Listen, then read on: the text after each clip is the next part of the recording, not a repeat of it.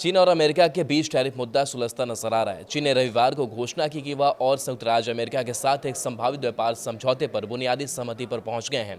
यह घोषणा अमेरिकी राष्ट्रपति डोनाल्ड ट्रंप के अपने चीनी समकक्ष शी जिनपिंग से मिलने से कुछ दिन पहले की गई।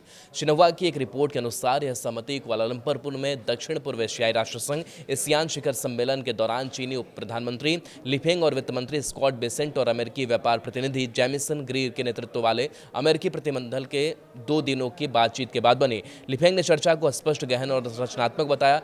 एक रिपोर्ट के अनुसार बातचीत में टैरिफ, निर्यात नियंत्रण, कृषि उत्पादों के व्यापार और फेंटानाइल से संबंधित प्रवर्तन पर सहयोग सहित कई मुद्दों पर चर्चा हुई। चीनी उप प्रधानमंत्री ने कहा कि बीजिंग और वाशिंगटन के बीच आर्थिक संबंधों का सारा पारस्परिक लाभ और दोनों पक्षों के लिए जीत है। उन्होंने आगे कहा कि दोनों देशों को सहयोग से लाभ होता है और टकराव से नुकसान होता है।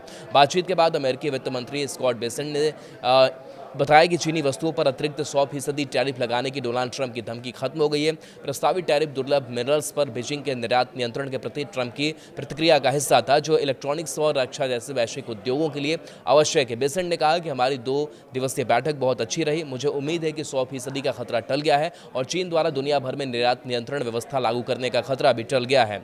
दोनों पक्ष अब अपने व्यापारिक तनाव को और बढ़ने से रोकने पर ध्यान केंद्रित कर रहे हैं, जो इस महीने की शुरुआत में और बढ़ गए थे। ट्रंप की टैरिफ धमकियां शुरू में 1 नवंबर से लागू होने वाली थी। डोनाल्ड ट्रंप रविवार को आसियान शिखर सम्मेलन के लिए पहुंचे थे, जो उनके 5 दिवसीय एशिया दौरे का पहला पड़ाव था। यह दौरा 30 अक्टूबर को दक्षिण कोरिया में शी जिनपिंग के साथ मुलाकात के साथ समाप्त होगा।